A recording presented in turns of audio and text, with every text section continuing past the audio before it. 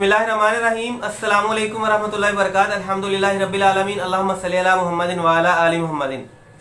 क्या आप परेशान हैं अपने बच्चों की सेहत के हवाले से कि बच्चों को आए दिन उनका सीना खराब हुआ रहता है, बच्चे को नमूनिया की शिकायत अक्सर रहती है, बच्चे अक्सर खांसी नज़ला ज़ुकाम की शिकायत करते रहते हैं।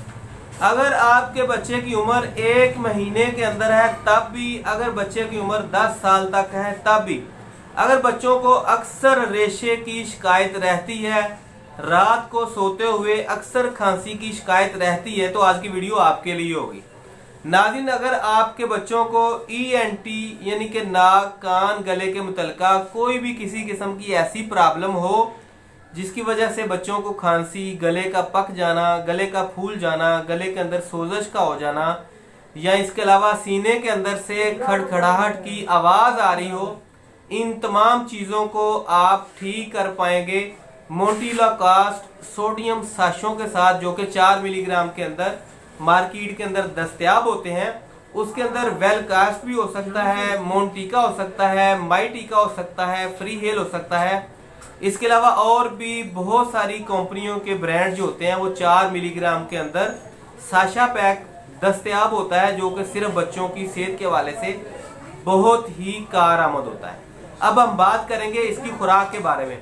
नाज़रीन, तमाम बच्चे जिनको आप मोंटिका लोकास सोडियम के अंदर साशे देना चाह रहे हैं, रोजाना 1 चम्मच लिक्विड के अंदर आप इस साशे को हल करके अपने बच्चों को देंगे, जिसकी वजह से 20 से 25 मिनट के अंदर अंदर बच्चे की छाती काफी हद तक जो है वो पुरसकून हो जाएगी, बच्चा आराम से सोएगा।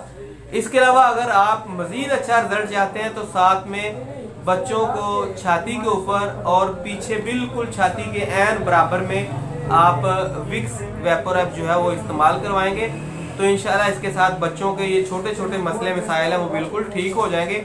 इसका किसी भी किस्म का कोई भी साइड इफेक्ट नहीं है, बच्चों की सेहत के हवाले से बहुत ही महफूज तरीन दवाई है।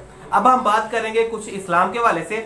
नाज़रीन, जैसे कि पिछली वीडियो के अंदर हम बात की थी, हमने नजर लग जाने के बारे में एक हदीस आपके सामने शेयर की थी, दम करने के बारे में। इसी तरह अहादीस के अंदर और भी बहुत सारे तरीका इलाज मौजूद होता है। एक और तरीका आज हम आपके सामने नजर लग जाने के बारे में, इसके हल के बारे में बयान करेंगे। अहादीस के अंदर एक ऐसा तरीका भी मिलता है जो कि नजर लग जाने के इलाज का है।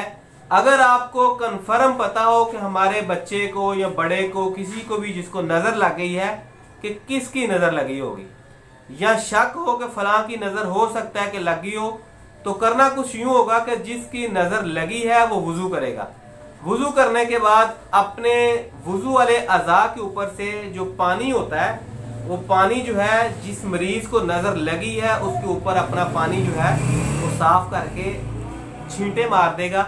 इसके साथ ऐसा मरीज के जिसको नजर लगी है वो फिल फौर ठीक होना शुरू हो जाएगा। उम्मीद है कि आज की वीडियो के अंदर आपको हदीस समझने में और सेहत के हवाले से मुफीद जानकारी मिली होगी। अगर वीडियो अच्छी लगे तो लाइक कर दें, दोस्तों के साथ शेयर भी कर दिया करें ताकि किसी का फायदा हो सके। अगर हमारी टीम का हिस्सा बनेंगे तो हमारे तरफ से खुशामदीद। मिलते हैं अगली वीडियो में, तब तक के लिए अल्लाह हाफिज़।